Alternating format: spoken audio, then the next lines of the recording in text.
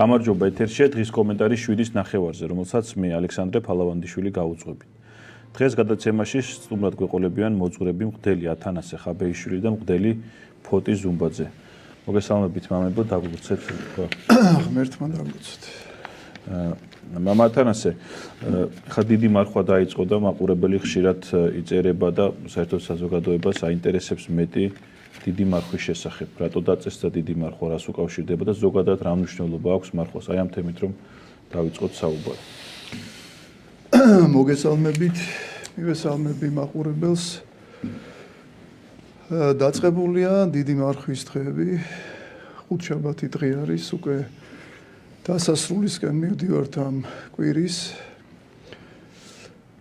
ყველიერის კვირას საიმობდით, ხსენება იყო 60-დან ადამის განდევნის და ასევე მიტევების კვირა იყო.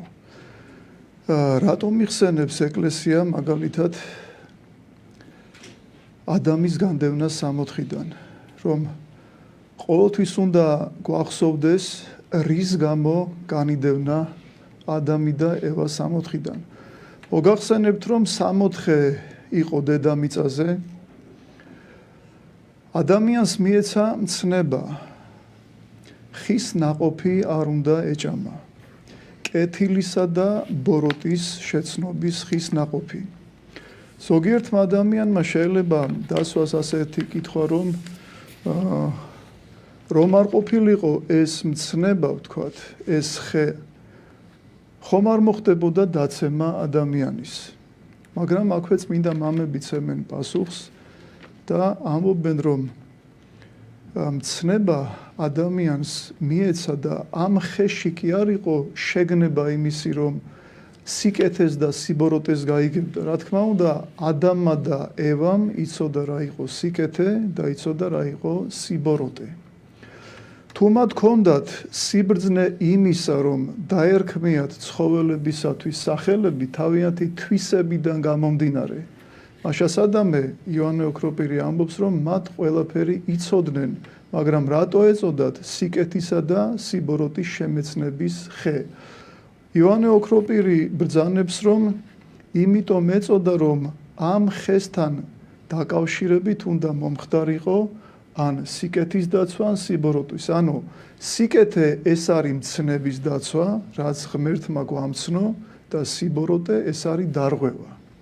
აქედან გამომდინარე ეწოდა სწორედ აი ამ ხეს სიკეთისა და სიბოროტის შემეცნების. ეკლესია კიდევ ერთხელ გვახსენებს, რომ ღვთის ერთგულები უნდა ვიყოთ, არა მხოლოდ სიტყვით, არამედ საქმით. და ღვთის მცნებები უნდა დავიცვათ, ეს არის სიკეთე. რაც შეეხება მიტევებას, ამაზე შეიძლება ორი სიტყვით ვისაუბროთ. სახარებაში წერია, უკეთუ თქვენ არა მიუტევნეთ კაცთა შეწოდებანი მათნი, არცა მამამან თქვენმან მოგიტევნეს თქვენ შეწოდებანი თქვენი. ანუ თუ ჩვენ არ ვაპატიებთ ადამიანებს, ცოდვებს, შეიძლება ვინმე მიფიქროს, მღვდელი ხო არა ვარ, როგორ უნდა ვაპატიო? რა თქმა უნდა, შეიძლება არ იყო მღვდელი, მაგრამ პირადი წყენა, რომელიც გაგაჩნია პიროვნების მიმართ, აუცილებლად უნდა აპატიო. ღმერთი არის ჩვენი მამა, ქრისტიანების მამა. აქედან გამომდინარე, მას სურს, რომ თავის შვილებს შორის იყოს სიყვარული, იყოს ურთიერთპატივისცემა და იყოს ჰარმონია. აქედან გამომდინარე, მას უნდა, რომ ჩვენ ვიყოთ ერთმანეთის ძმები და ვინაიდან არსებობს წყენა, არსებობს ბოროტის სული, რომელსაც შფოთი შემოაქვს ჩვენში, ამიტომ უნდა ვიყოთ მიმტევებლები. თუ ჩვენ არ ვაპატიებთ, ღმერთი გვეუბნება, როგორც მე თქვენი მამა, არც მე არ გაპატიებთ. ეს იმისათვის არის თქმული, რომ ჩვენ შორის იყოს ურთიერთპატივისცემა და თანხმობა. რაც შეეხება მარხვას, მარხვა ძველი ქართული სიტყვა და ნიშნავს შენახვას, ანუ დამარხვა. ეს არის შენახვა, მცნების შენახვა და აღსრულება. თავდაპირველად, როგორც მოგახსენეთ, მარხვა მიეცა პირველ ადამიანს, ადამს და ევას. და რატომ მიეცა? იმისათვის, რომ მათ ცოდნოდათ, რომ ღმერთის ქვემორე დგანან. მისი ბრძანებები უნდა აღესრულებინათ. მას უნდა დამორჩილებოდნენ და უნდა ცოდნოდათ, რომ ამ ყველაფრის სიკეთის შემქმნელი ხილული სამყაროსი და თვით ადამიანისაც კი არის ღმერთი. წარმოიდგინეთ ლუციფერი, რომელიც იყო მთავარ ანგელოზი, როგორც ამბობს იოანე დამასკელი, მას დედამიწის დაცვა ჰქონდა, ნაბრძანები ღმერთისგან, ესეთი რამე მაქვს ამოკითხული, მას არც მიცემია მსგავსი მცნება სიკეთის და სიბოროტის, მაგრამ მაინც დაეცა. ანუ იგი გაამპარტავდა, მოიცვა ამ პარტავნებამ, ღმერთთან გატოლება მოისურვა და ის პატივი დააკარგა, რაშიც იგი იმყოფებოდა. აქედან გამომდინარე, თუ ვინმე ასეთ კითხვას დასვამს, რომ ეს მცნება რო არ ყოფილიყო ჩვენ კეთილდღეობაში ვიცხოვრებდით დღეს 60-ში, რა თქმა უნდა, ეს ასე არ არის. იმიტომ რომ წარმოჩენილი მაგალითი ჩვენ ამას გვასწავლის. ეხლა რაც შეეხება ჩვენს მდგომარეობაში, რას ნიშნავს მარხვა. ზოგიერთი ადამიანი ფიქრობს, რომ რატომ უნდა შევიზღუდოთ ჩვენ საკვები, რატომ არ უნდა ვჭამოთ და არ უნდა დავლიოთ, რა სარგებელი მოაქვს ჩვენთვის მარხვას. არც თუ ისე შემთხვევით ეს არ არის, რა თქმა უნდა, დაწესებული ღმერთისაგან, ვინაიდან ამას ძალიან დიდი მნიშვნელობა აქვს. იოანე ოქროპირი ამბობს ესეთ რამეს. ჩვენ რომ მთელი ცხოვრება ფხიზელი სულით გაგვეტარებინა, სულიერი საქმეებისადმი, მთელი გულმოდგინება გამოგვეჩინა. საზრდელი მხოლოდ მაშინ მიგვეღო, რომ აუცილებელი მოთხოვნილება დაგვეკმაყოფილებინა და მთელი ცხოვრება კეთილ საქმეებში გაგვეტარებინა, რა თქმა უნდა, მარხვის აუცილებლობა არ იქნებოდა ჩვენში. მაგრამ ვინაიდან ადამიანის ბუნება არის დაუდევარი, არის უზრუნველი და მიდრეკილია სიამეების და უკეთურობებისადმი, ამიტომაც ღმერთმა როგორც კაცთმოყვარემ, როგორც მამამ ჩვენ დაგვიწესა მარხვით მკურნალობა, რათა ჩვენში სიამოვნების ცდუნებები მოესპო და ვეიძულებინეთ ამ ქვეყნიურ საქმეებზე ზრუნვა სულიერის კეთებაზე გადაგვეტანა. ანუ რას ნიშნავს? ჩვენი სხეული, როგორც ამბობს პავლე მოციქული, სულსა გული უთქვამს ხორცდათვის და ხორცსა სულისათვის და ესენი მხდომ არიან ურთიერთარს. რას ნიშნავს? სულისა და სხეულის მოთხოვნილება ურთიერთსაპირისპიროა, ურთიერთმტრულია, რადგანაც სხეულს აქვს მიდრეკილება ვნებებისადმი. მაგალითად, ნაყროვანებისადმი მიდრეკილება. ჭამა, რა თქმა უნდა, არ არის ცოდვა, მაგრამ ზედმეტი კვება, განსაკუთრებით დელიკატესებით და გემოთმოყვარეობით კვება, ეს არის ცოდვა. ასევე, რა თქმა უნდა, დალევა არ არის ცოდვა, მაგრამ როდესაც ზომიერებას გაცდება, რა თქმა უნდა, ეს არის უკვე ცოდვა. ასევე ვთქვათ, არსებობს ასეთი ვნება, მრისხანება ყოველთვის არ არის ცოდვა. ფსალმუნებში წერია, განრისხდებოდეთ და ნუს ცოდავთ. არსებობს მრისხანება, რომელიც არ არის ცოდვა. მაგალითად, იესო ქრისტე, როდესაც შევიდა იერუსალიმის ტაძარში, გამოყარა მოვაჭრეები. მოვაჭრეები, რომლებიც ტაძარში ფულს ახურდავებდნენ და ასევე ფრინველებს, ცხოველებს ყიდნენ. და მათ უთხრა უფალმა, რომ მამაჩემის სახლი არ არის სავაჭრო სახლი, არამედ არის სამლოცველო სახლი და თქვენ ის ქვაბ ავაზაკთა გიყოფიეს. ანუ ავაზაკების ბუნაგად აქციეთო შეურაცხყოფა მიაყენეთ. ამიტომ აიღო შოლტი და გამოყარა ადამიანები. ანუ მსგავსი განრისხება, რომელიც სიწმინდისადმი არის მიმართული და ადამიანის გამოსწორებას ითვალისწინებს, რა თქმა უნდა, ეს არ არის ცოდვა. ასევე არ არის ცოდვა, როდესაც ადამიანს ყავს ერთი ცოლი და მასთან თანაც ცხოვრობს და მრავლდება. მაგრამ როგორც კი კანონიერ მეუღლეს განეშორება და თვალის ცეცებას დაიწყებს სხვა მიმართულებით და მასთან ეცემა ხორციელი კავშირით, რა თქმა უნდა, ეს არის ცოდვა, ეს არის მრუშება. ამდენად ღმერთმა ჩვენს სხეულს მარხვის მეშვეობით ამოსდო ერთგვარი ლაგამი, რომლითაც ჩვენ უნდა დავიმორჩილოთ ჩვენი სხეული.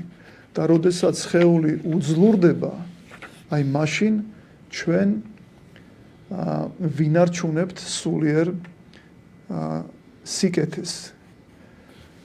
როდესაც სული უძლურებაშია, უпроსორად სხეული დაუძლურებულია, მაშინ ლოცვის მეშვეობით სული ძლიერდება. აქედან გამომდინარე ვიძენთ სათნოებებს. ერთი და მეორე ცალ-ცალკე, რა თქმა უნდა, არ არის სასარგებლო ადამიანისთვის და წმინდა მამები ადარებენ, როდესაც ადამიანი ზის, ვთქვათ, ნავში და ცალი ნიჩბით ცდილობს მეორე ნაპირზე გადასვლას. რა თქმა უნდა, ვერ გადავა. ნავი დაიწყებს ბრუნვას. აუცილებელია ორი ნიჩაბი, რომ მიზანს მიაღწიო. და ეს ორი ნიჩაბი ეს არის ლოცვა და მარხვა. მადლობა მამა ათანასე, მამა ფოტისთანაც გადავალ ამ საკითხზე კითხვით თუ შეიძლება.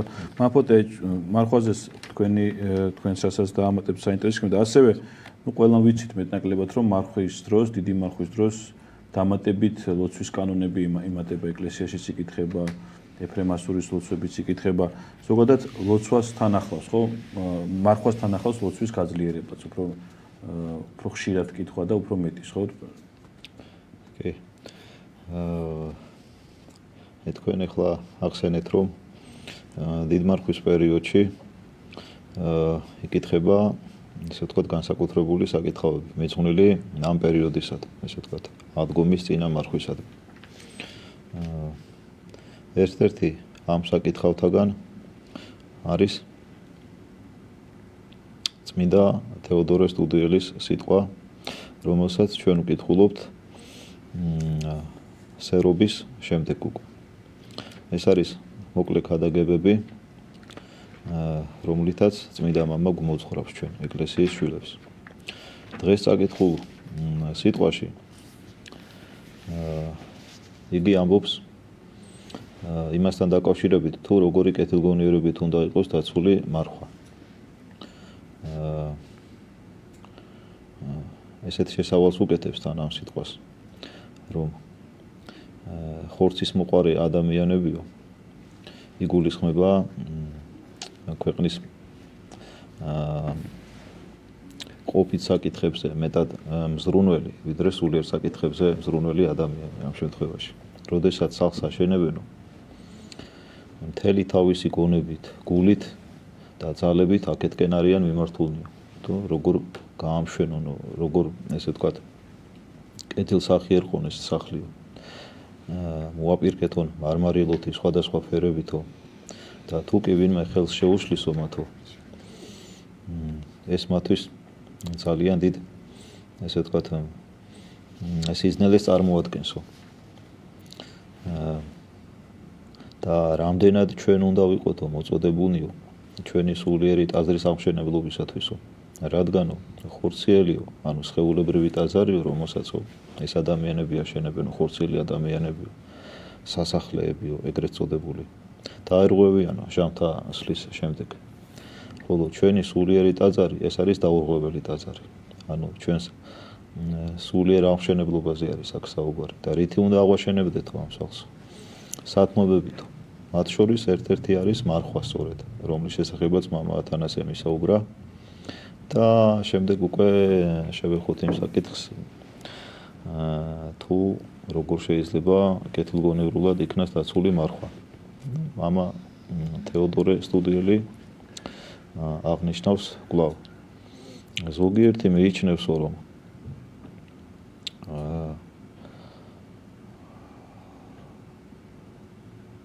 სრულყოფილებასო ვერ მიაღწევო, თუ ისეთი კაცრის სახით არ დაიცავი მარხვაო.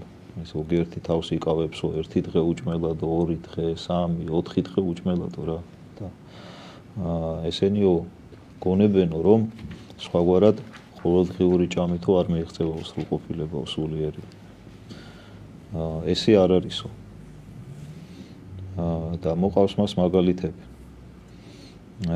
თუ როგორ გამოზრდიდა ღმერთი ყორნის მეშვეობით წინასწარმეტყველს ყოველდღიურად. როგორ გამოზრდიდა ანტონი დიდის უწინ მოსაგრე პავლეს ყოველდღიური საკვებით ასევე ანტონი დიდი თვითონ ამბობს ზომიერად მიღებული ყოველდღიური საკვებიო ეს ძალიან სასარგებლო არის სულიერი წინსვლისათვის, ასე ვთქვათ. და შემდეგ ესეთი მაგალითი მოყავს წმინდა თეოდორე სტუდიელს, რომ აი როგორც კიცვიო დაიღლება რა, ესე ვთქვათ, ტვირთის ზიდვით საჭიროებს საკვების მიღებას ხომ ხორციელი განახლებისათვის, ესე ვთქვათ, ენერგიის აღდგენისათვის. ასევე ადამიანიც არისო დაღლილი საჭიროებს განახლებას ენერგიის, ესე ვთქვათ, რადგან ჩვენ ყოველდღიურად ვშრომობთ იგივე ის ლოცვაც, მეტანიაც, რომელიც განსაკუთრებული გულმოდგინებით და შეიძლება ითქვას, რომ რაოდენობრივადაც გაზრდილი არის ამ პერიოდში აღესრულება, უნდა აღესრულებოდეს, ესე ვთქვათ,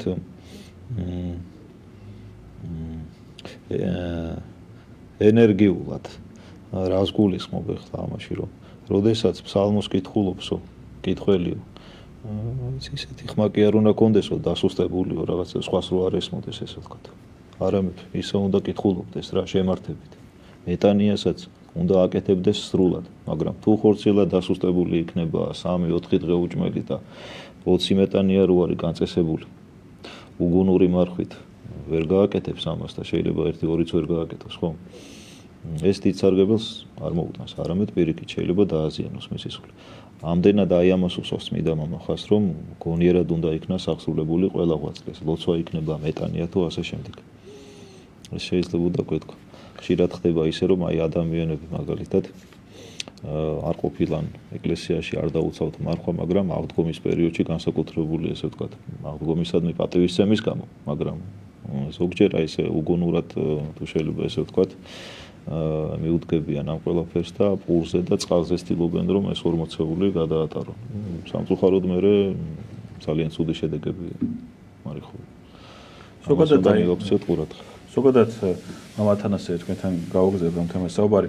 ბევრი ადამიანია, რომელიც აი როგორც მამა უბრძანა, შეიძლება არ იყოს მრევლი, მაგრამ ხდება რომ დიდი მარხვა და უჩნდება სურვილი რომ დაიწყოს მარხვა. ზოგადად როგორ ხდება თუნდაც სიმკაცრის როგორი სიმკაცრით დაიცვას მარხვა და მოზღვართან ურთიერთობის გარეშე რამდენად შეიძლება მარხვის დაწყება და აი ვინც დაწვისას ესე აქვს დაწყებული იმათ რას ურჩევდით? მოდით ესე გავაკეთოთ ჩვენ პირველი ნაბიჯი ადამიანმა ვინც ეკლესიურად არ ცხოვრობს როგორი უნდა გადადგას. პირველი ეს არის თუ ვიცავ თქვათ მარხვას არ დავდივართ ტაძარში, არ ყავს მოძღვარი. რა თქმა უნდა ძალიან კარგი არის, როდესაც მცნებას იცავ, უფლის მცნებას, რომელიც გეხმარება შემდგომი ნაბიჯების გადადგმაში. მაგრამ აუცილებელია რომ ამ ერთ ადგილზე, ანუ კონკრეტულ ამ ეპიზოდში არ გავჩერდეთ, არამედ გავაგრძელოთ სრულყოფილებისაკენ სვლა. ანუ პირველი რაც უნდა გავაკეთოთ, უნდა მოვნახოთ სასულიერო პირი, მღვდელი, აუცილებლად, ვინც ჩვენს გულთან ახლოს მოვა. პატიოსანი, წესიერი ადამიანი, ზნეკეთილი, აუცილებლად და საეკლესიო სწავლებაში უნდა იყოს გამართული, ანუ სუსტად უნდა გადმოსცემდეს საღვთო მოძღვრებას. არ უნდა იყოს აუცილებლად მე ასე ვფიქრობ, მე ისე ვფიქრობ. აუცილებელია რომ მღვდელმა უნდა ისაუბროს ეკლესიის სწავლება. ანუ ჩვენ ნახეთ ვკითხულობთ ხოლმე და ვამბობთ იოანე ოქროპირი ამას ამბობს, იოანე დამასკელი ამას ამბობს, რაც ნიშნავს რომ ეკლესიამ ეკლესიამ მიიღო იოანე ოქროპირის სწავლებანიც შეიწყნარა, იოანე დამასკელის სწავლებანიც შეიწყნარა და ასევე წმინდა მამების სწავლება მიიღო, შეიწყნარა და ჩვენ გვაქვს უკვე უფლება რომ მათი მოძღვრება ჩვენ ვიქადაგოთ. ეს არის სულიერი საზრდელი, რომელიც ემყარება წმინდა წერილს, სახარებას, ბიბლიას ემყარება. საფუძველი ჩვენი ეს არის წმინდა წერილი. ამდენად, როდესაც ვამბობ, რომ მე ასე ვფიქრობ, შეიძლება შევცდე რამეში. და როდესაც ვიტყვი, რომ იოანე ოქროპირი ასე ამბობს და ასეთი ციტატა მომყავს, რა თქმა უნდა, ეს არის შეუმცდარი. იმიტომ რომ ეკლესიამ მიიღო ეს მოძღვრება. ეხლა რაც შეეხება აუცილებლად უნდა გადავდგათ ნაბიჯი აღსარება უნდა ვთქვათ. აღსარება ეს არის შერიგება ღმერთთან. როდესაც ვინმეს ვაყენებთ შეურაცხყოფას, აუცილებლად ბოდიში უნდა მოვიხადოთ. თუ გვინდა მასთან შერიგება. ამდენად პატიება, შენდობა ღმერთის წინაშე ეს არის აღსარება. უფალმა უთხრა მოციქულებს, თუ კი თქვენ მიუტევებთ ცოდვებს, მიეტევება მათ. აქაც და ზეცაშიც. ანუ რას ნიშნავს? წარმომადგენელი დედამიწაზე, ასე რომ ვთქვათ, იოანე ოქროპირი უწოდებს ხოლმე მღვდლები არიანო ელჩებიო, ანუ ღმერთისგან წარმოგზავნილები. ხელდასხმა უშუალოდ ხდება ღმერთისგან. მღვდელმოქმედების მადლი მიენიჭება ღმერთისგან. ეს იერარქიულად მოდის ზეციდან.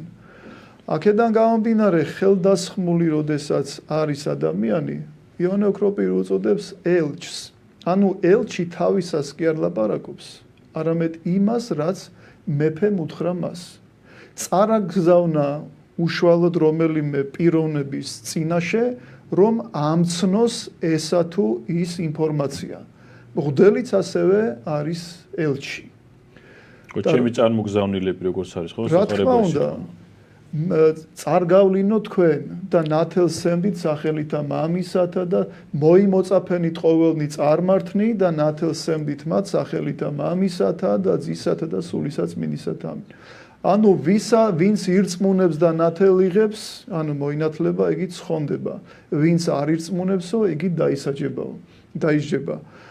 ამიტომ აუცილებელია რომ მღვდელი, რომელიც არის წარმოგზავნილი და რომელიც გადმოსცემს ღვთაებრივ სწავლებას და ადამიანებს ეუბნება ეკლესიის სწავლებას, რომ ასე უნდა მოიქცეთ, მას შეუძლია ცოდვების მიტევება. ანუ მღვდელს შეუძლია ცოდვების მიტევება. მოციქულების მემკვიდრეები არიან ეპისკოპოსები, ეპისკოპოსების დამხმარები არიან მღვდლები. როდესაც შენდობის ლოცვას უკითხავ, ცოდვა მიეტევება. არსებობს თქვათ ძალიან მძიმე ცოდვები, რაც შეეხება ადამიანის მოკვლას, იგივე აბორტები ავიღოთ და ასევე ძალიან მძიმე ცოდვები სხვა თქვათ, ხალატი და ასე შემდეგ.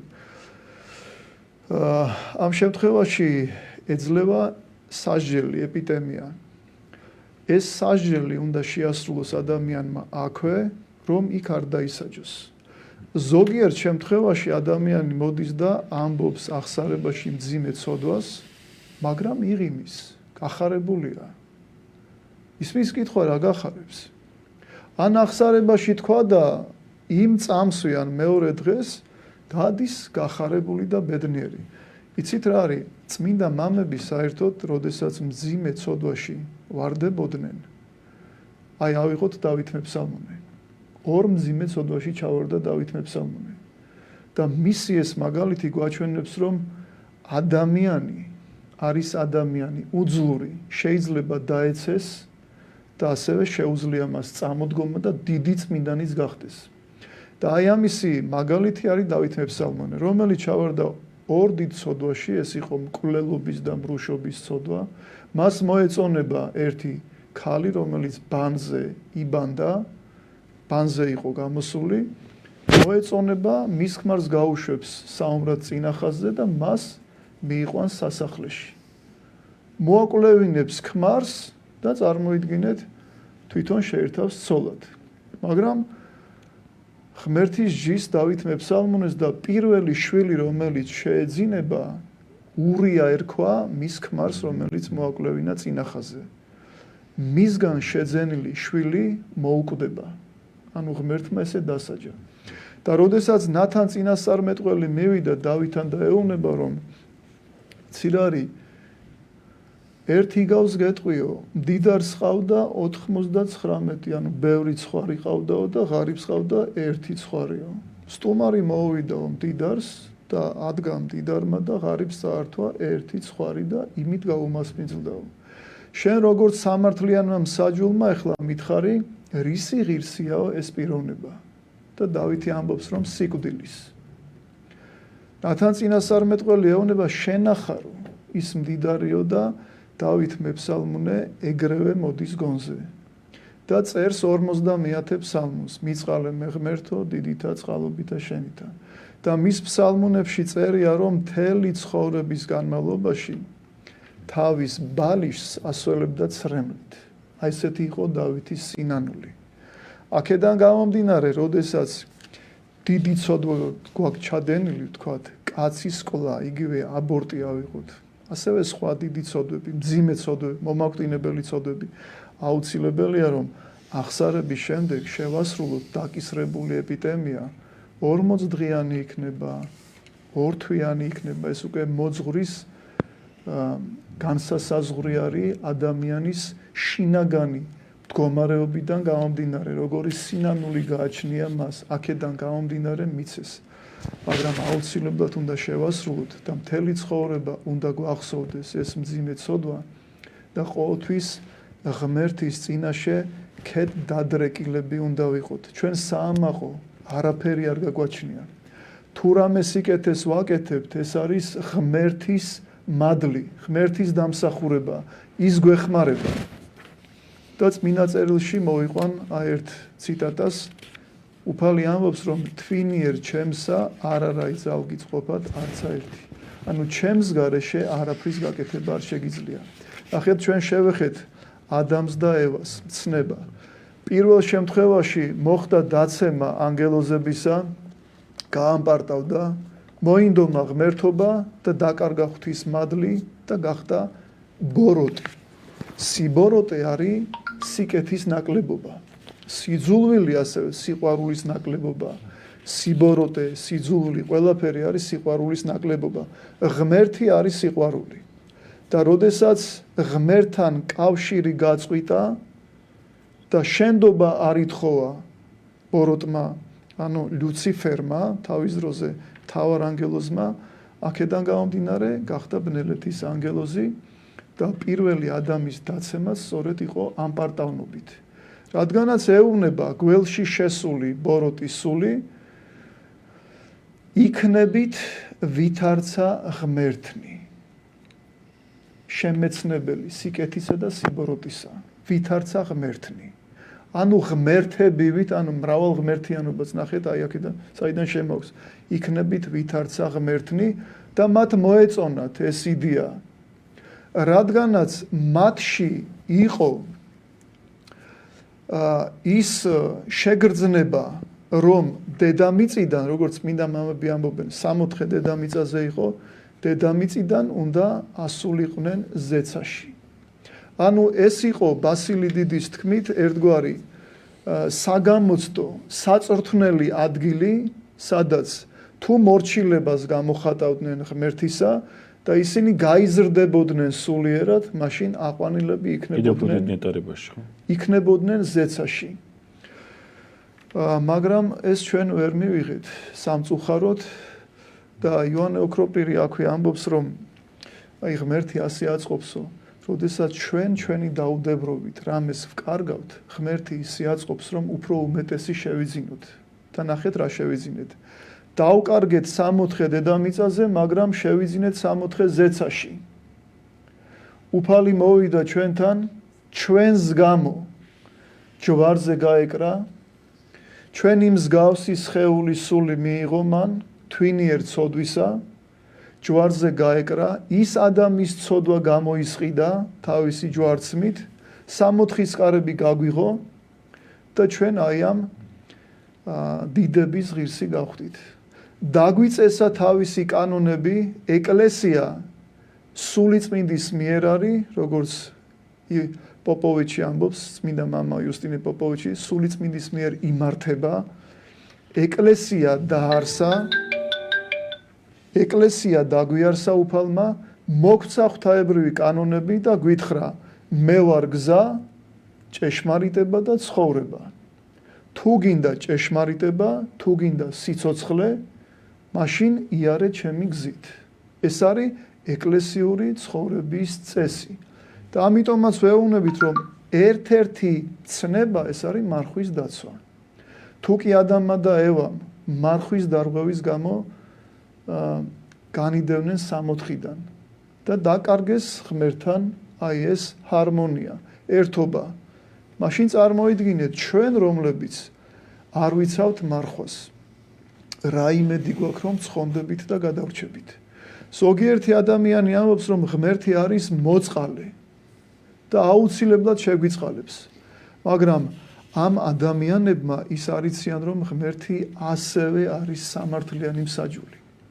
როდესაც მის კანონებს არიცავ და თელავ, ამ შემთხვევაში სამართლიანი მსაჯულის თვისება არის, რომ შენ დაისაჯო.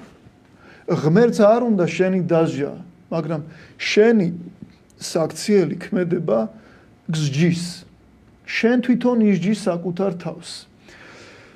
ერთი საკითხი არ კიდევ ასეთი, რომ ზოგიერთი ამბობს, რომ თქვათ უძლურებაში ვარ, ან ასაკში ვარ, არ შემიძლია მარხვის დაცვა. აი როგორ უნდა მოიქცენ.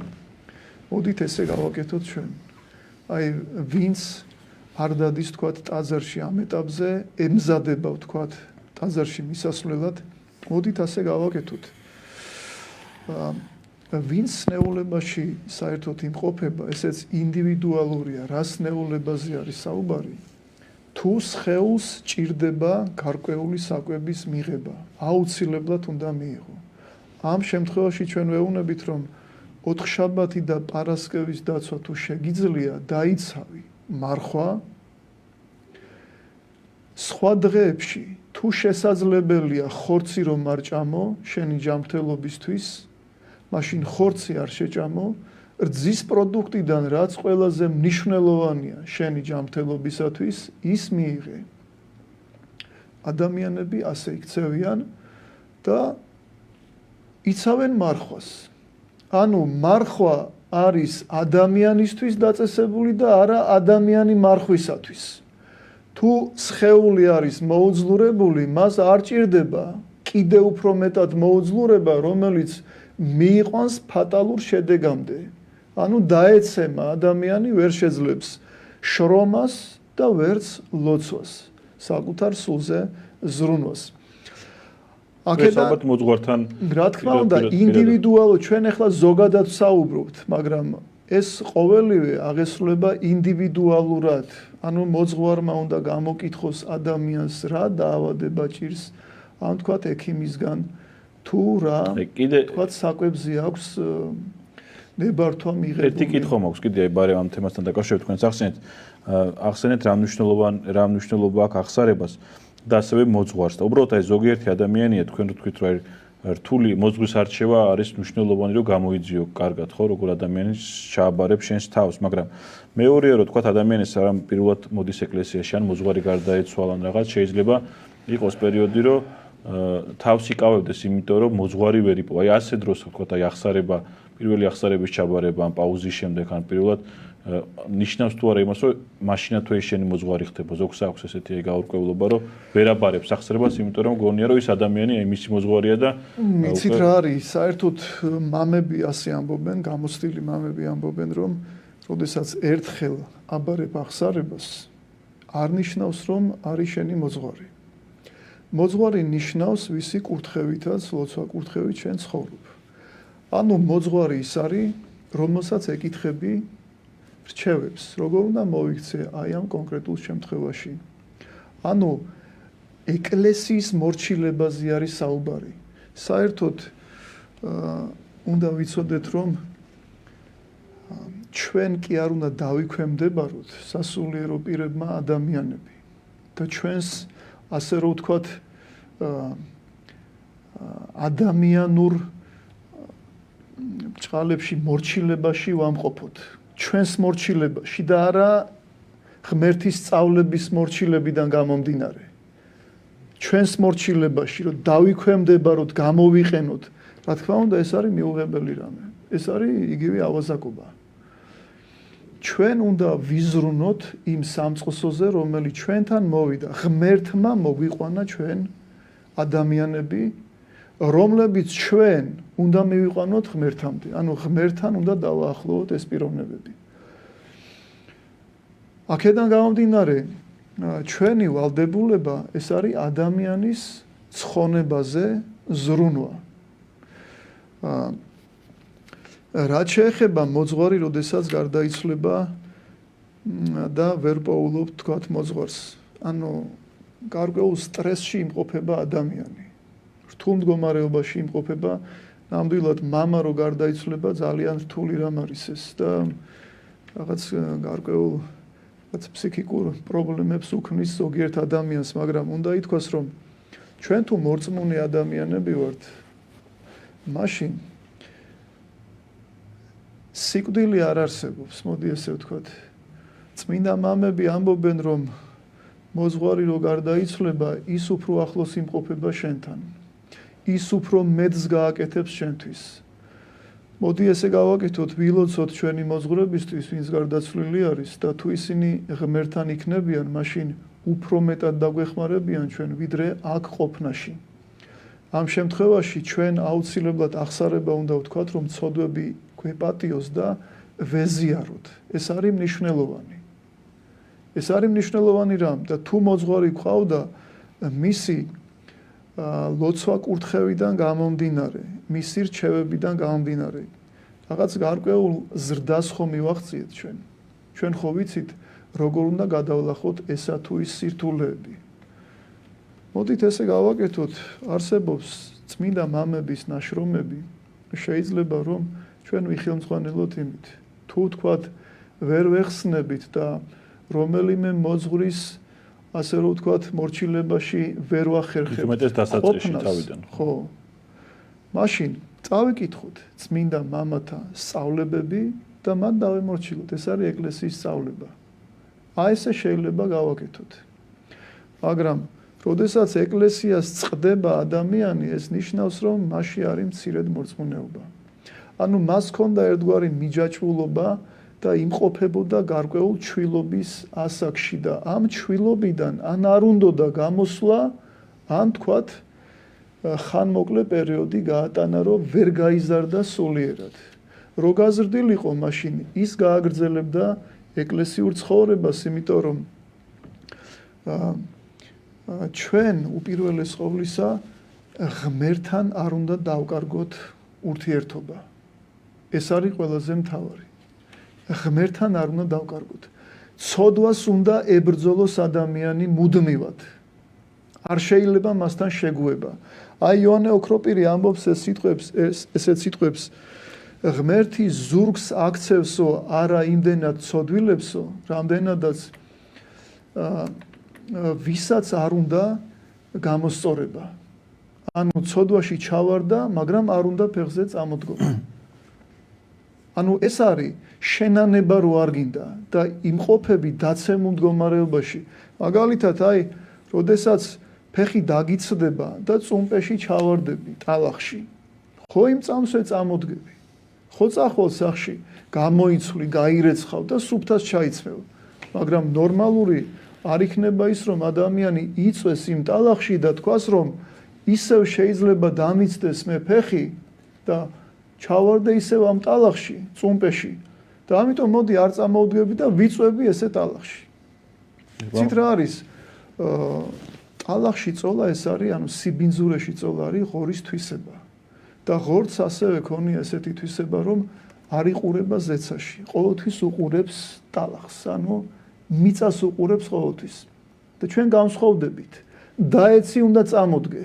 მარტო მიწას კი არ უნდა უყუროთ, ზეცაშიც უნდა ვიხედებოდეთ, რომ გაგვახსენდეს ღმერთი. მადლობა. მამაფოთი, ჩვენ ასევე გვიახლოვდება პირველ კვირას მართლმადიდებლობის ზეიმი დღესასწაული. თუ გნებავთ ამ საკითხზე გადავიდეთ პირდაპირ ან ამ თემაზეც თუ დაამატებთ კიდე მარხვის საკითხზე და თუ არა და გადავიდეთ არაფერს არ დავამატებ. მამა ათანასე ეხლა ისეთ ყვილად უსმენთ მამა ათანასეს. ხო, მართლმადიდებლობის ზეიმთან დაკავშირებით ეს კვირა გვირგვინდება სწორედ დიდი მარხვის პირველი კვირა არის გვირგვინი. კვირა დღე არის მართლმადიდებლობის ზეიმი, გვირგვინი. და აი ამ დღეს უნდა აღვნიშნავდეთ მართლმადიდებლები მთელი ზეიმით. აი 17 მაისს რო გამოვდივართ, ოჯახის სიწმინდის დღე არის. ჩემი პირადი აზრია, სურვილია უпростоრად ესეთი აზრიც არის, სურვილიც არის, რომ ძალიან გამიხარდებოდა, რომ აი ამ დღეს ბაირაღებით, ხატებით მართლმადიდებლები, სასულიერო პირები, მრევლი, მთელი ერი, ვინც ამბობს, რომ ქრისტიანი ვარ, რომ გამოვიდეთ და ლიტანიობა მოვაწყოთ და ვიზეიმოთ მართლმადიდებლობა. აი მამა ფოტი ეხლა ისაუბრებს, რას ნიშნავს მართლმადიდებლობის ზეიმი. მე ვეთანხმები მამა ათანასეს. მართლმადიდებლობის ზეიმთან დაკავშირებით ძალიან კარგი წერილი აქვს შედგენილი გიორგი გაბაშვილს, საეკლესიო წერალი, ესე ვთქვათ, პუბლიცისტი და რას წერს იგი ამ წერილში. იგი საკმაოდ ისეთ საეჭვო ვითარებაში გარდაიცვალა. რამდენადაც ცნობილი არის ავარია მოუწყვეს მას და შემდეგ კიდევ საავადმყოფოში გადაყვანილს ასევე გაურკვეველ ვითარებაში რაღაც მოუწია ფაქტიურად ამ ქვეყნიდან გასვლა. მამხილებელი წერილები ქონდა ხოლმე ეკუმენიზმის საკმაოდ ისეთი მთავარი, ესე ვთქვათ, ადრესატი მისი წერილებისა იყო ესე საყოველთაოდ გამეფებული გლობალიზმი, რაც ესე ვთქვათ გამოიხატებოდა მასონობაში, ეკუმენიზმში, რაც დღემდე ესე ვთქვათ თუ შეიძლება ითქვას ჭირი არის ჩვენი დროის, კი. მართლმადიდებლობის ზეიმი. ჰოი საკვირველო, ცხოველს მყოფელო, ღმრთაებრივო მართლმადიდებლობა. მე ვსჭვრეთ შენს ნათელ სახეს. წმინდა იოანე კრონშტადტელის სიტყვებით იწყებს. მართლმადიდებლობის ზეიმი საეკლესიო დღესასწაულია, რომელიც დიდი მარხვის პირველ კვირიაკეს აღესრულება. დიდი მარხვის პირველ შვიდეულს ამ დღესასწაულის გამო მართლმადიდებლობის კვირა ეწოდება. ამ დღესასწაულის წესსა და განგებას საფუძვლად მეშვიდე მსოფლიო საეკლესიო კრების ანათემირებანი დაედო. ხსენებული ღვთისმსახურების აღსრულებისას ყველა დროისათვის მითითებულია. აი, მას ხას სულსვამ. ხსენებული ღვთისმსახურების აღსრულებისას ყველა დროისათვის მითითებულია. პირველი, ხატების გამოსვენება თაყვანისცემისა და ამბორის ყოფისათვის. მეორე, ღვთისადმი მადლობის აღვლინება მწვალებლობებზე ეკლესიის გამარჯვებისათვის. მესამე, სარწმუნოების აღსარების, ანუ სიმბოლოს მრწამსის წარმოთქმა. მეოთხე, მწვალებლებზე ანათემის წარმოთქმა. მეხუთე, ეკლესიის ცოცხალ დამცველთა მიმართ მრავალჟამიერის, ხოლო გარდაცვლილ დამცველთა მიმართ საუკუნო ხსენების წარმოთქმა. მართლმადიდებლობის ზეიმი პირველად აღსრულდა 842 წელს. ისტორიულ კონტექსტში შევეხოთ. კონსტანტინოპოლში ბიზანტიის კეთილმსახური დედოფლის თეოდორას დროს უწმინდესი პატრიარქის მეთოდეს მიერ. ამ ღვთისმსახურებით აღინიშნა დამხობა ხატმებრძოლობის მძვინვარე მწვალებლობისა, რომელიც ცეცხლითა და מחვილით დიდხანს ებრძოდა მართლმადიდებელ სარწმუნოებას. და სწორედ ამ პერიოდში იბრძოდა ხატმბრძოლობის პერიოდში ჩვენს მიერ უწინ ნახსენები წმინდა თეოდორე სტუდიელი და მისი თანამოსაგრე მამები. ამასთანავე ეკლესია მართლმადიდებლობის ზეიმს უკავშირებს თავის ძლევას საზოგადოდ ყველა მწვალებლობაზე, სრულ მოძღვრებასა თუ განხეთქილებაზე და ერთიანად დღესასწაულობს სრულ გამარჯვებას. მართლმადიდებლობის ზეიმის პირველად აღნიშვნის შესახებ მე-9 საუკუნის ხელნაწერი მოგვითხრობს. ამ წყაროს თანახმად დედოფალმა თეოდორამ პატრიარქ მეთოდეს უბრძანა დიდი მარხვის პირველ კვირა დღეს საპატრიარქო ტაძარში შეეკრიბა ყველა მართლმადიდებელი, მიტროპოლიტები, მთავარეპისკოპოსნი, იღუმენები, სამღვდელონი და საერო პირები, პატიოსანი ჯვრებითა და წმიდა ხატებით ხელში. როდესაც ურიცხვმა ხალხმა ეკლესიაში თავი მოიყარა, იმპერატორი მიხეილი თავის მართლმადიდებელ დედასთან, დედოფალ თეოდორასთან და მთელ სინკლიტთან ერთად ტაძარში შემობრძანდა. სამეფო კარის წარმომადგენლებს ხელთ ანთებული სამეუფო სანთლები ეპყრათ. პატრიარქი და მისი თანხმლები წმიდა საყდრიდან ტენარისეულად წოდებული სამეუფო კარიბჭისაკენ ლიტონიობით გაემართნენ და იქ კვერექსის აღსრულების შემდეგ ლოცვითა და უფალო შეგვიწყალენის ხაღადით უკან დაბრუნდნენ საზეიმო ლიტურგიის ჩასატარებლად. ასე აღსდგა წმიდა ხატების თაყვანისცემა. მართლმადიდებლური ღვთისმეტყველების ენციკლოპედია. რაც შეეხება სინოდს, რომელიც მართლმადიდებლობის ეიმის წესის შემადგენელ ნაწილს წარმოადგენს, თავდაპირველად ის როგორც ჩანს 842 წელს კონსტანტინოპოლში შემდგარ საეკლესიო კრების აქტების საკითხვაში მდგომარეობდა. შემდგომ უკვე მე-9 საუკუნისა თანდათან შეივსო, ესე ვთქვათ, სრულიქმნა დაემატა ანათემირებანი, სადაც ანათემას არის გადაცემული სხვადასხვა დროში წარმოქმნილი არსებული მწვალებლობები, მათი პირველ იერარქებით, ესე ვთქვათ, და ასევე სქიზმაც, რადგან როგორც წმიდა მამები ამბობენ, სქიზმა მოწამეობრივი სისხლითაც ვერ განიწმინდება. განხეთქილება. განხეთქილება, კი. თვითონ წესი ღვთისმსახურებისა არის შემდეგი სახით. პარაკლისის გადახდა ხდება, ესე ვთქვათ, და მღვდელმსახური ამ შემთხვევაში დიაკვანი იწყებს, ესე ვთქვათ, თავის სათქმელ სიტყვას ამბობს ლოცვით და მღვდელმთავარი პასუხობს და შემდეგი ლოცვა არის მღვდელმთავრისა მოცემული. მაღალო სახიერო მეუფეო და შემოქმედო ყოველთა ქმნილთა, რომლითაც მადლობს ღმერთს მოწყალებისათვის, რაც განსაკუთრებით განცხადა კაცთა მოდგმის ხსნაში, ძე ღმერთის მიერ და სული წმიდის მეშვეობით და შესთხოვს უფალს განწმინდოს ეკლესია მწვალებლობებისა და განხეთქილებათაგან და განამტკიცოს ყოველი მართლმორწმუნეობაში. ამ ლოცვის შემდგომ აღესრულება ანათემირებანი და იკითხება სინოდიკი. და კვლავ კითხვა. გვწამს ერთი ღმერთი, მამა გვწამს იკითხება და კითხულობს სარწმუნოების სიმბოლოს, რასაც მოაყოლებს. სარწმუნოება ესე 60 ქულო არს. სარწმუნოება ესე წმიდა მამათაგან მიღებული მართლმადიდებელ არს.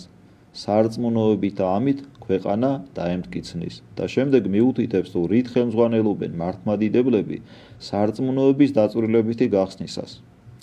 კვლავაც მივიღებთ კრებებს წმიდა მამებისა და გადმოცემათა და წერილთა მათთა, რომანი თანხმობილ არიან საღმრთოისა, გამოცხადებისა და დავამტკიცებთ. აი ნახეთ, წეგან მამა ათანასემ ახსენა. ჩვენ არა საკუთარ ნააზრევს უნდა გადმოვცემდით, არამედ წმიდა მამათა სწავლებას, მაგრამ წმიდა მამების არა ცალკეული მოსაზრებები არის, ესე ვთქვათ, ავტორიტეტული და ეკლესიისათვის მნიშვნელოვანი და აუცილებლად დასაცავი, ესე ვთქვათ. არამედ რასაც ერთობით იწყნარებს ეკლესია, რადგან ეკლესიის ისტორიაში ყოფილა ესეთი შემთხვევებიც, როდესაც რაიმე საკითხთან დაკავშირებით, თუმცა იშვიათად, მაგრამ მაინც რომელიმე წმიდა მამას განსხვავებული აზრი ჰქონია, რაც ეკლესიამ არ შეიცნარა. და წმიდა მამის ესეთი აზრი არ იქნა შეცნარებული და ახლა ჩვენი აზრი და ჩვენი რაღაც ნააზრევი როგორ უნდა იქნა შეცნარებული. ამიტომ მაქსიმალურად უნდა მოვერიდოთ ჩვენს ფიქრებს, ინტერპრეტაციებს, აზრებს, ინტერპრეტაციებს, ესე ვთქვათ, ხო? და უქვემდებაროთ წმიდა მამათა ერთობლივ ხმას, რაც ეკლესიის ხმად იწოდება. ამით მთავრდება სინოდიკის წარმოთქმა. წინათქმა უпроსტად. უშუალოდ მისი მომდევნო ანათემირებანი იწყება ასამაღლებელით. ყოველთა რომანი იგი აღზრავენ ზრახვათა თვისთა მორჩილებით, საღმრთო გამოცხადებისა და კეთილად საგრობენ ნეტარს ყოფთ და განვადიდებთ. ანუ ვინც საფრთხო გამოცხადებას ემორჩილება, მათო განვადიდებთ. ხოლო წინააღმდგომთ ჭეშმარიტებისა ამის მიმართ და რომელნი იგი არ ამორჩილყოფენ თავსა თვისა წინაშე უფლისა, რომელსა უნებს მოქცევა მათი და სინანული, რომელნი იგი არა შეუდგებიან წმიდასა საღმრთო წერილსა და რომელთა იგი არა უპყრიეს გარდამოცემანი ჩვენი წინამძღვარი დედა ეკლესიისა, ესე ვითართა გამკვეთ შევაჩვენებთ. და შემდეგ წარმოითქმება 12 ანათემა. ეხლა აქ ანათემის ტექსტი, ესე ვთქვათ, 12 ანათემისა პუნქტობრივად არის მოცემული და საკმაოდ ვრცელი არის ჩვენი გადაცემის ფორმატისთვის. მოკლედ წავიკითხავ ორ მათგანს, სადაც სავსებით არის სრულად გადმოცემული არსი ამ ანათემების. რომელნი იგი უარს ყოფენ ყოველთა წმიდა და საღმრთო საიდუმლოთა, დაცულთა ეკლესიასა შინა ქრისტესა, ესე ვითართა შევაჩვენებთ ანათემა. რომელნი იგი უარის ყოფენ კრებათა, წმიდა მამებისა და გადმოცემათა მათთან, თანახმათა საფრთხო გამოცხადებისა, რომელთა კეთილმსახურებით აიმარხავს წმიდა მართლმადიდებელი კათოლიკე, ანუ საყოველთაო ეკლესია, ესე ვითართა შევაჩვენებთ ანათემა. აქ არის მთელი სწავლება გადმოცემული და აღარ არის საჭირო, ასე ვთქვათ, სხვა პუნქტების ჩამოთვლა. და შემდეგ მე-12 პუნქტად არის უშუალოდ მე-7 მსოფლიო კრება, რასაც მიეძღვნა, ანუ ხატმბრძოლობას და ხატთა თაყვანისცემა დადგინდა. აქედან იღებს სათავეს მართლმადიდებლობის ეიმი, როგორც უშუალოდ ხატმბრძოლობაზე ამ საშინელ ერესე გამარჯვების ზეიმი და როგორც ზოგადად ყველა მწვალებლობასა და განხეთქილებაზე გამარჯვების ეიმი. გარდა ამისა, სახელობით ჩამოითვლებიან და ანათემას გადაეცემიან ყველა დროის ერესიარქები. ეკლესიის მტრებისადმი მსჯავრის გამოტანის შემდეგ დიაკონი წარმოთქვამს საუკუნო ხსენებას საღმრთო მოშურნეობით მოსაგრე ყველა ქრისტიანისა, პირველ ყოვლისა გარდაცვლილი მეფეების, დედოფლების, მთავრების, კონსტანტინე დიდიდან დღემდე, აგრეთვე ეკლესიის მწყემსთა წმიდა ათანასედან წმიდა მეთოდემდე და წმიდა მეთოდედან დღემდე, პატრიარქების, მიტროპოლიტების, ეპისკოპოსთა და ყოველი ასამაღლებელის შემდეგ სამღვდელო დასი სამგზის გალობს საუკუნო ხსენება, ისევე როგორც ყოველი ანათემის შემდეგ დასი სამღვდელო გალობს რომ ანათემა. და არა მარტო დასი, არამედ ყველა ეკლესიაში თანახმიერნი ვართ, ხო? ქრისტე არის ჩვენ შორის, არს და იყოს ეს ყველას გვაერთიანებს, ხო? ქრისტე არის გამოერთიანებელი. შემდგომ ამისა წარმოითქმის მრავალჟამიერი უკვე ხელისუფლის მიმართ, მეფის, დედოფლის, ღმერთმა ქნას რომ ჩვენი ხელისუფალი მონაწილეობდეს ამ ყოველივეში, ჩვენი როგორც საეკლესიო ხელისუფალს გულისხმობ მე, ასევე საერო ხელისუფალს გულისხმობ და ყველას გვაერთიანებდეს მართლმადიდებლობა, მართლმადიდებლობის ზეიმი და ყველას ერთად წარმოგვეთქვას საუკუნო ხსენება მართლმადიდებელთა, მღვდელმთავართა, მეფეთა და დღევანდელ, ესე ვთქვათ, ხელისუფალთა და ასევე წარმოგვეთქვას ერთობით ანათემა ყველასი, ვინც, ესე ვთქვათ, მართლმადიდებლობის წინააღმდეგი არის.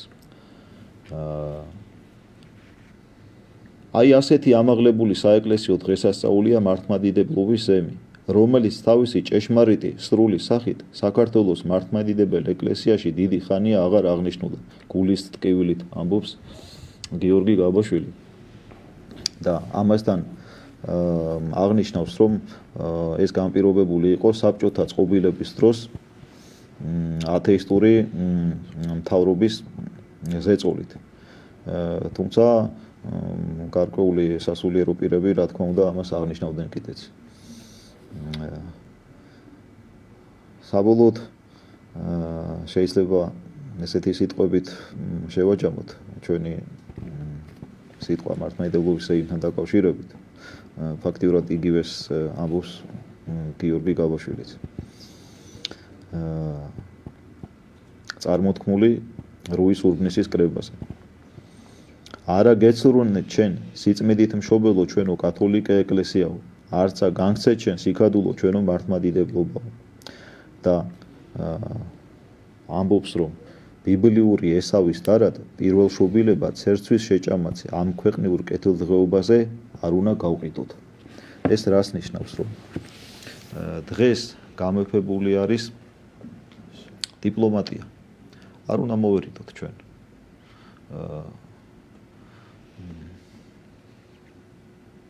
ამ ქვეყნიურ ესე ვთქვათ ხელისუფალთა ზეწოლა იქნება ეს თუ სხვადასხვა სახის ესე ვთქვათ. ჩვენ ეკლესიის სწავლება უნდა დავიცვათ უცვლელად, უნდა ვიმსახუროთ დადგენილი წესით ესე ვთქვათ. ხელმთავარი იქნება, მღვდელი, ერისკაცი, ხელისუფალი, არ აქვს მნიშვნელობა ამას. ყველამ უნდა აღვასრულოთ ის, რაც ღმერთმა ყველასათვის დააწესა. და მართლაც დიდებული იქნებოდა რომ ყველანი ერთობით გამოსულიყავით. ჯერ ეკლესიაში აღგვენიშნა ეს ესე ვთქვათ, მართლმადიდებლობის იმი საერო და სასულიერო ხელისუფალთან ერთად და შემდეგ ეკლესიის გარეთაც აი ესეთი მნიშვნელოვანი მნიშვნელობით, როგორცაც 17 მაისს ესე ვთქვათ, ჩაიყარა საფუძველი რა. ერთმანეთს. მამა, კიდე ერთი კითხვა მაქვს მამა ათანასეს თუ დაასრულეთ. აი ეს ხატი, რომელიც ჩვენ ხედავდით, როდესაც საუბრობდით, გადაფარვად გადიოდა ეს მართლმადიდებლობის აი რო აღწეროთ ეს რას ნიშნავს, რა არის ამ ხატზე გამოსახული, თუ შეიძლება ბევრს არც კონდეს და ნახე ხშირად ყველა ტაძარში მეგონი არ ხვდება ხოლმე ესეთი და ნავი ეს განასახიერებს ეკლესიას. ნავში არის მაცხოვარი, ყოვლადწმინდა ღვთისმშობელი, მოციქულები და ის არის ვინც ესვრის. ცხენზე ამხედრებული. ცხენზე ამხედრებული ეს არის ანტიქრისტე. ანტიქრისტე და სხვადასხვა ერეს იერარქები, მდევნელები, ანუ ეკლესიის იქ არის მეფეებიც არიან წარმოჩენილები, დიოკლეტიანი და ანუ ასე შემდეგ. ანუ ვინც ეკლესიას დევნიდა, ის იმპერატორებიც არიან ასახულები და ასევე ვინც ერესის სახით, ანუ ამახინჯებდნენ საღვთო სწავლებას.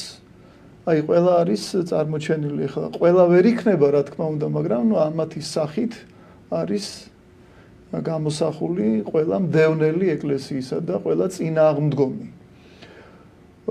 ანუ საეკლესიო ეს ზეიმი მართლმადიდებლობისა საიდან ჩაიყარა საფუძველი, ვთქვათ, ხატმებრძოლეობა არსებობდა და ხატებს მიიჩნევდნენ კერპებად. ანუ თქვენ სცემთო თაყვანსო ხეს და ფერებს, საღებავებს. მაგრამ ეს იყო ცდომილება. მრავალი ხატი დაწვეს, გაანადგურეს და ერთ-ერთი ასეთი ხატი, სწორედ დევნის დროს არის იბერიის ღვთისმშობლის ხატი, პორტაიტისას რო უწოდებთ.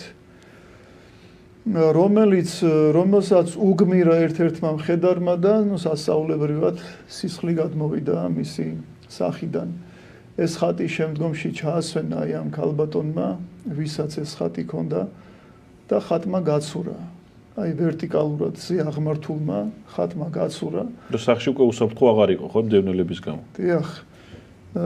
და რამოდენიმე საუკუნის შემდეგ დაახლოებით ივერონის მონასტერთან გამობრძანდა ეს ხატი და შემდგომ გაბრიელ ბერმა გაიარა ზღვაზე და ესე გამოაბრძანა და ამ ხატის ხილვა ყველა ადამიანს შეუძლია, ვინც მოისურვებს ქართულ მონასტერში, ივერონის მონასტერში. სწორედ თეოდორა დედოფალმა სხვათა შორის აი აღნიშნავ ერთ რამეს 754 წელს ჩაატარეს საეკლესიო კრება, დაახლოებით 300-ზე მეტი ეპისკოპოსი ესწრებოდა და დაგმეს ხატების თაყვანისცემა. და თქვენს რომ ეს არის მე-7 საეკლესიო მსოფლიო კრება. მაგრამ გავიდა რამოდენიმე წელი 787 წელს შეიკრიბა ნამდვილი კრება და საიდან ვიცით რომ ნამდვილია შეიკრიბა ასევე კრება და მათ დაგმეს წინამდებარე კრება 754 წელში ჩატარებული და ავაზაკთა კრებად გამოაცხადეს და ხატები დააბრუნეს პირვანდელ პატივში და დაიწყო მათი თაყვანისცემა.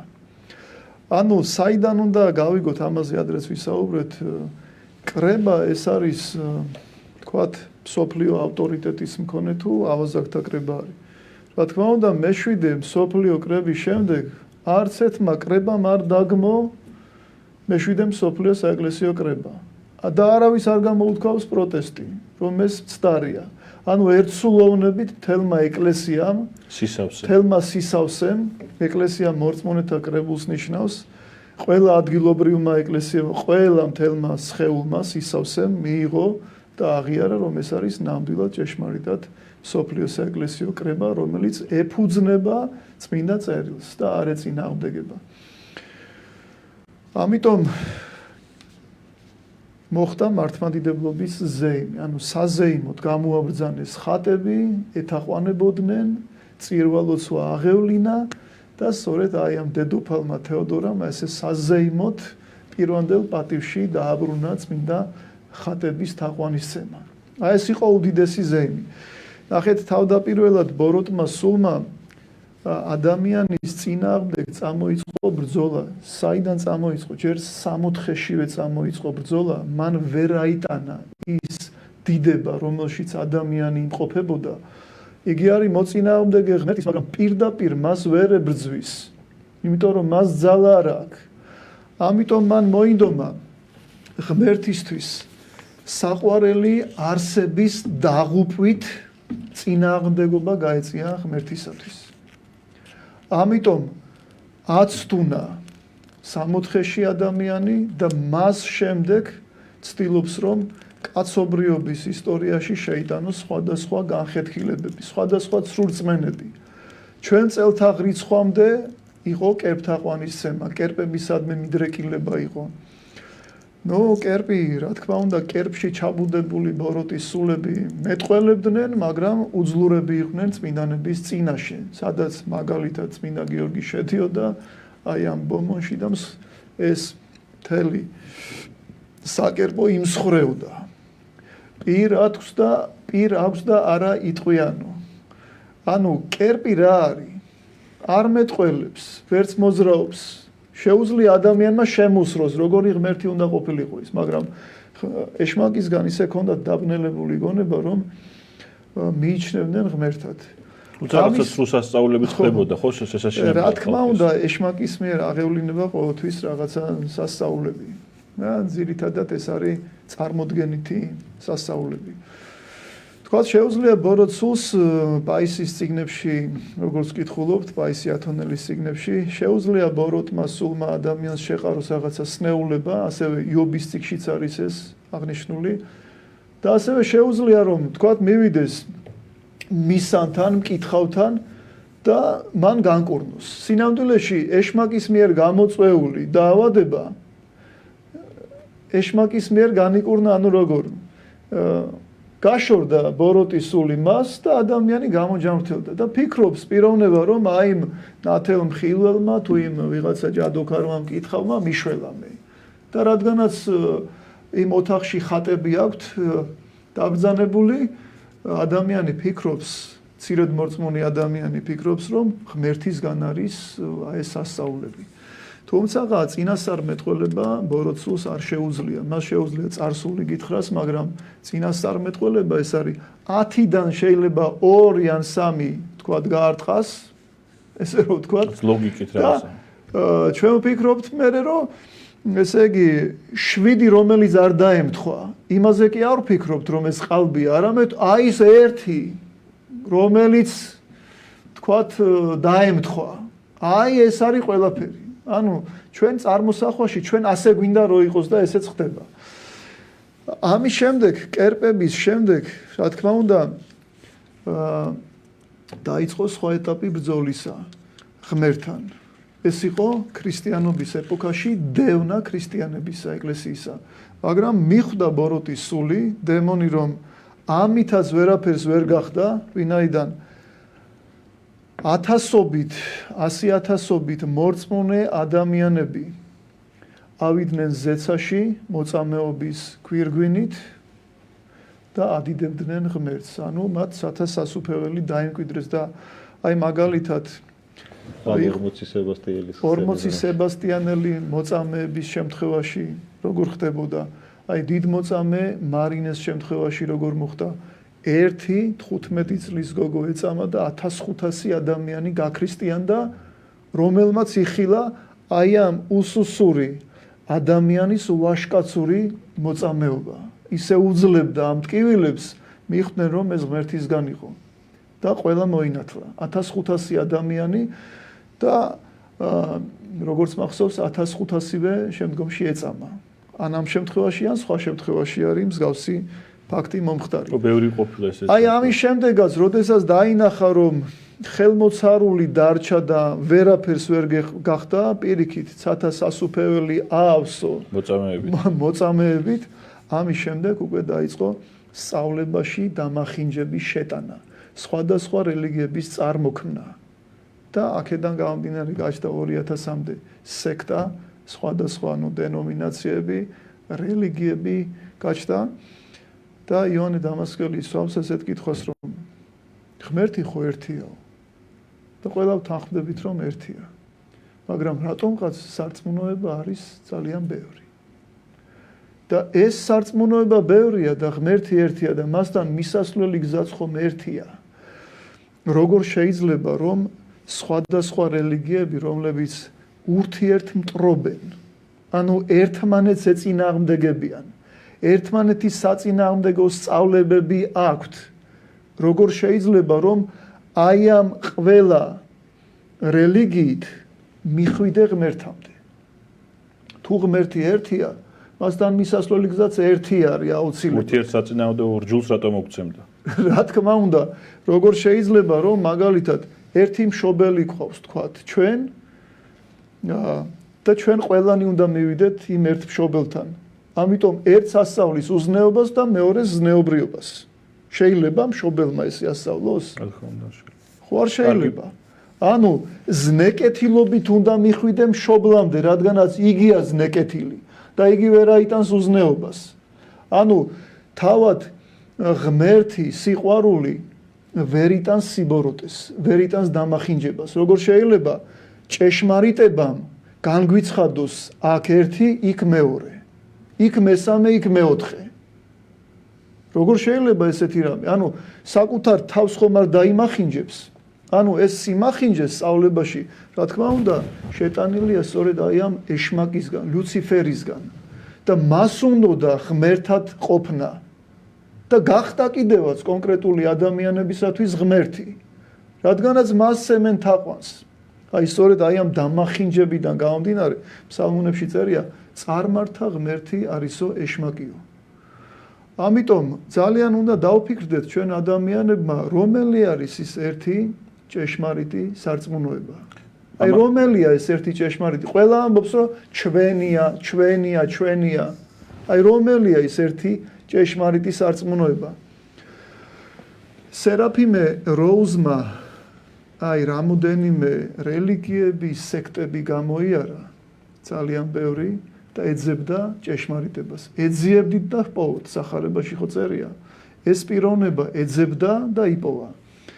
აი როდესაც მაგალითად კათოლიციზმში იყო, სხვაგან იყო დაუკმაყოფილებლობის გრძნობა ქონდა სულიერად, ვერ დაკმაყოფილდა, ვერ მიიღო ის საკვები, რაც მას ჭირდებოდა. და შემდგომ ამბობს, როდესაც მე მართლმადიდებლურ ეკლესიაში შევედი, მე ვიგრძენი რომ აქ არისო ღმერთიო. სადაც ღმერთია, იქ არც გიტარაა საჭირო ტაძარში, გიტარის დაკვრა და არც ბარაბანებზე დაკვრა და არც სიმღერები. იქ არის მხოლოდ დიდების მეტყველება საჭირო. ანუ ღმერთი უნდა განადიდოს თავისმა ქმნილებამ. აი ეს არის ჰარმონიული ურთიერთობა ღმერთთან. ამიტომ გაჩნდა სამწუხაროდ ეს მრავალი ცრუ სწავლებები და დღესაც აი მართლმადიდებლობის ზეიმი უნდა იყოს სწორედ კიდევ ერთხელ შეხსენება. იქ არის ესეთი მსახურება ეპისკოპოსი კვერცხს ურტყამს, და ანათემებს წარმოთქვამს სხვადასხვა მწვალებლობების მიმართულებით. აი ამას ანათემა, ამას რაც სოფლიო კრებებმა თქვათ დაგმეს. სოფლიო კრებების შემდეგ ახალი არის თქვათ ეკუმენიზმი. ეკუმენიზმი, რომელსაც წმინდა მამები ამბობენ ერესთა ერესია.